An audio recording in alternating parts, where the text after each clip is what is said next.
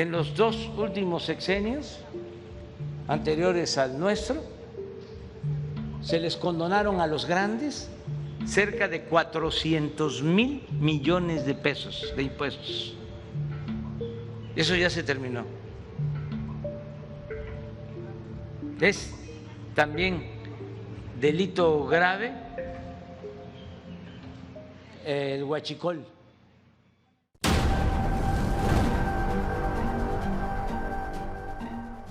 La Secretaría de Gobernación con los diputados morenistas presentaron la reimpresión de la Constitución con estas nuevas adecuaciones. Hablaron de que van desde 763 reformas a la Constitución actual, de las cuales el 65% se hizo, esas reformas, 65% durante el periodo neoliberal.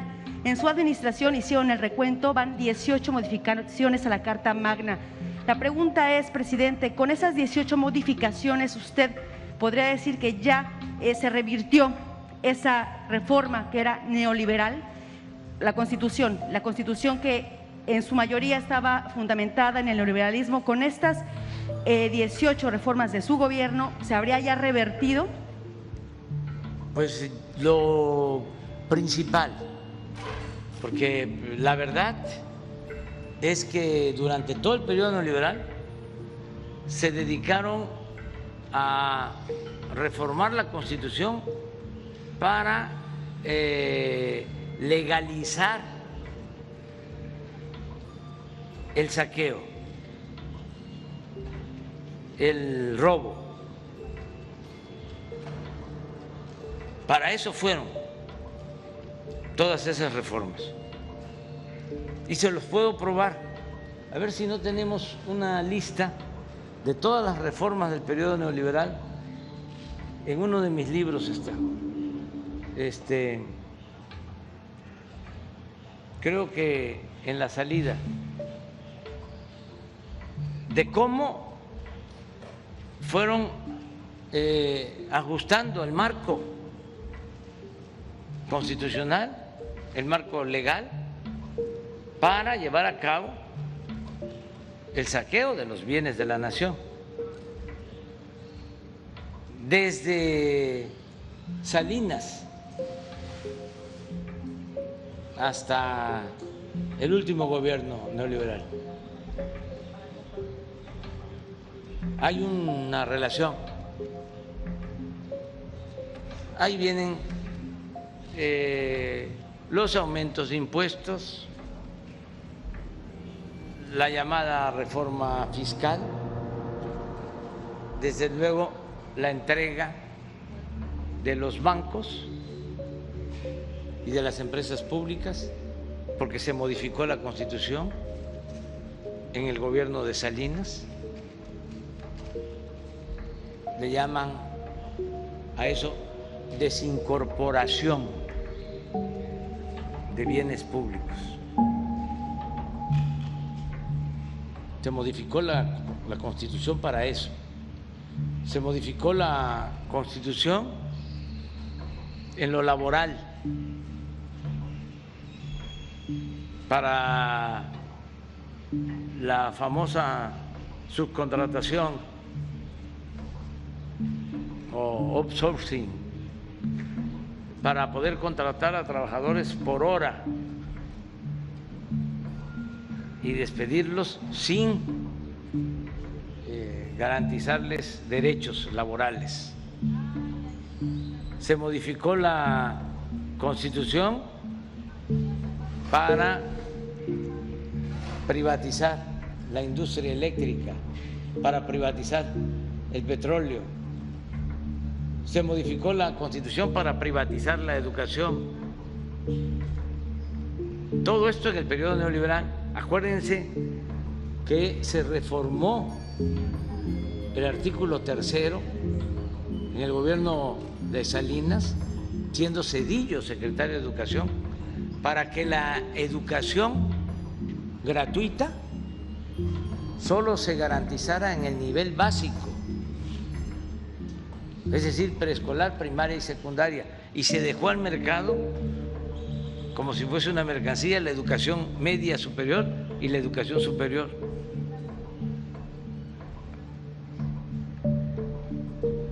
así todas las reformas. La entrega, por ejemplo, de las pensiones y jubilaciones a las AFORES, todo eso se llevó a cabo durante el periodo neoliberal. Es impresionante el número de reformas en ese sentido. Nosotros, tú sostienes que son 18, sí, creo que son las básicas. ¿Por qué? Porque dentro de esas 18 está el que la corrupción es delito grave, que no lo era. Está la creación de la Guardia Nacional. Está una muy importante, la prohibición a que se condonen impuestos a las grandes empresas que no pagaban impuestos. Esa era una gran injusticia. Imagínense todo el pueblo pagando impuestos y los potentados no pagaban. En los dos últimos sexenios anteriores al nuestro se les condonaron a los grandes cerca de 400,000 millones de pesos de impuestos. Eso ya se terminó. Es también delito grave el huachicol. Una reforma constitucional extraordinaria, de primera, que me tiene muy contento. Lo acaba de expresar ahora a Adriana, es que se elevó a rango constitucional el derecho a la pensión a los adultos mayores. Ya es un derecho constitucional la pensión a niñas y a niños con discapacidad. Ya es un derecho constitucional las becas para estudiantes de familias pobres. Ya es un derecho constitucional la atención médica, los medicamentos gratuitos. Además, está en la Constitución establecido que para cumplir con estos derechos no pueden disminuirse los presupuestos de un año a otro. Es decir, cada año tiene que haber más presupuesto. Lo que estamos aquí señalando con adultos mayores, esté quien esté en el gobierno.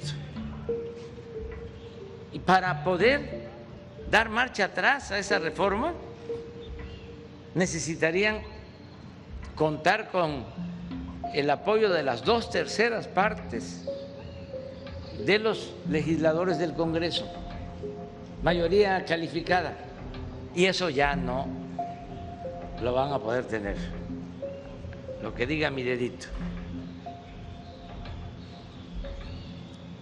Entonces, sí han habido estas reformas importantes. ¿Cuáles faltan? Así, ya para redondear, 3.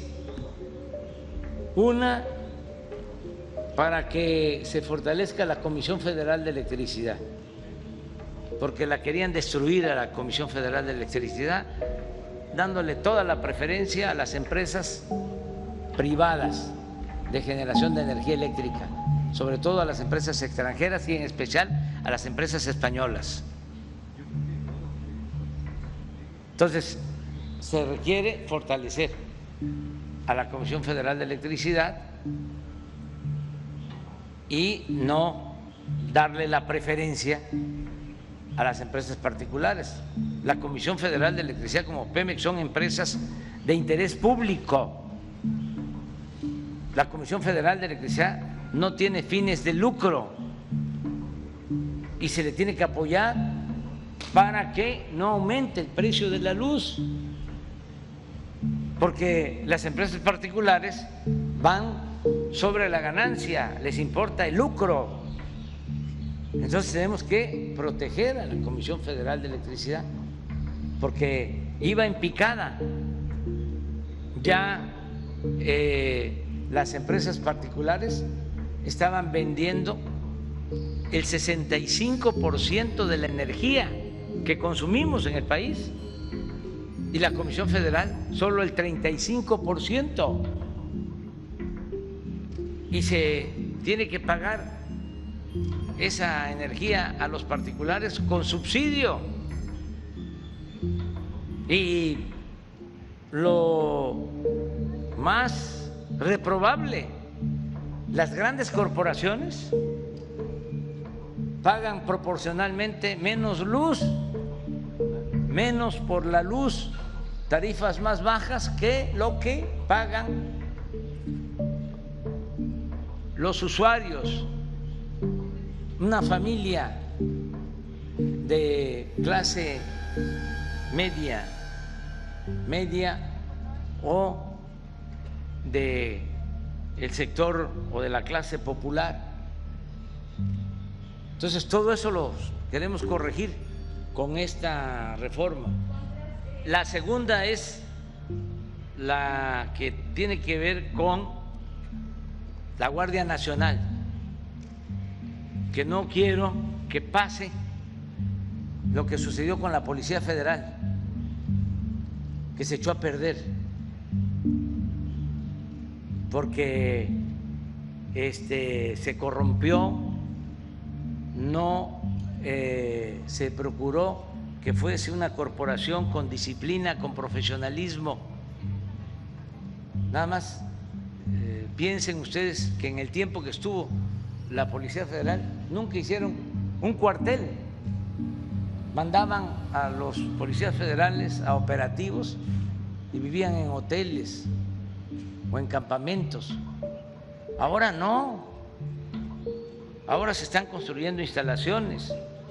Aquí se habló de 9 instalaciones, ya 4 cuarteles terminados de la Guardia Nacional, 3 en proceso y 2 más que se van a construir, y va a aumentar la presencia de la Guardia Nacional. Son ahora en el país 100,000 elementos de la Guardia Nacional.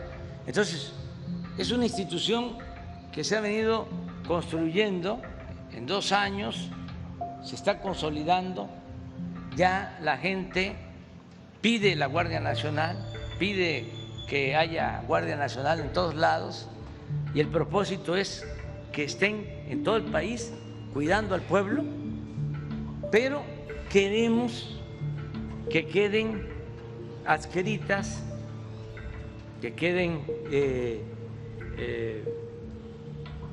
en la Secretaría de la Defensa Nacional, que la Guardia Nacional dependa de la Secretaría de la Defensa, y eso va a requerir una reforma constitucional, porque si dejamos a la Guardia Nacional dependiendo de la Secretaría de la Defensa, tenemos la garantía de que no se va a podrir, como sucedió con la Policía Federal.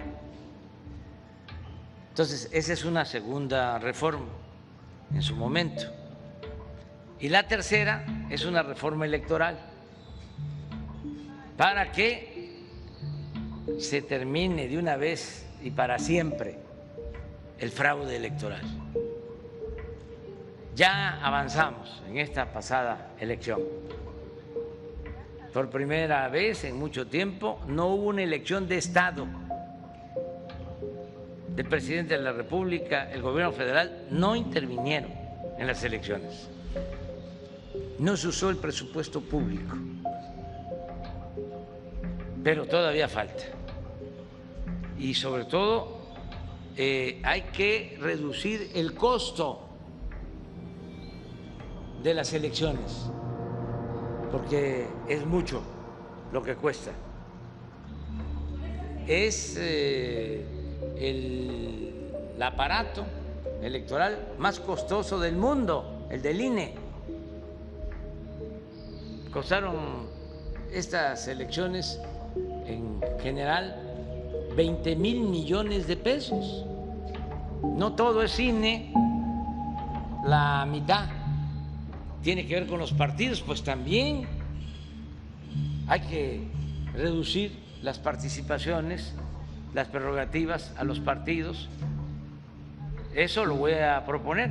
No va a estar fácil, pero ya saben que a mí me interesa y me importa mucho que estas cosas se planteen y que los ciudadanos se enteren, pero en esencia son tres básicamente. ¿Política neoliberal? Ya se mantendrían bases muy sólidas para proteger todos los cambios y que no puedan fácilmente echar atrás lo logrado o que les cueste trabajo retrogradar, porque ahora que pasaron las elecciones lo que querían era ganar la mayoría en el Congreso para tener en la Cámara de Diputados mayoría y no aprobar el presupuesto nuestro y quitar programas de bienestar. Les cuento algo, dicen que los escritores no deben de repetirse, pero un dirigente social, un presidente que surge de un movimiento democrático, tiene que hacer labor de pedagogía política, de concientización, y aunque parezca disco rayado, hay que estar repitiendo y repitiendo. Hace como un año presenté la iniciativa a la Cámara de Diputados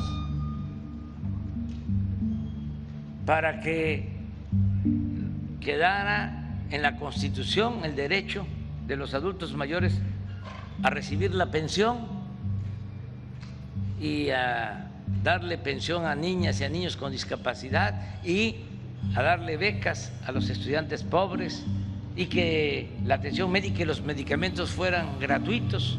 Pues ¿saben qué pasó hace un año en la Cámara de Diputados? Que el partido más conservador de México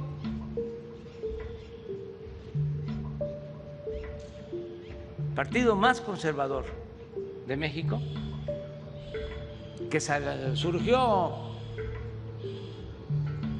y ahí se los dejo de tarea, en 1939,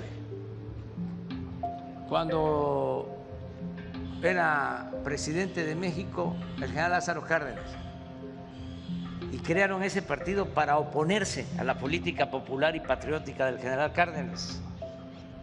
1939. ¿Cuándo fue la expropiación petrolera? 1938, un año después.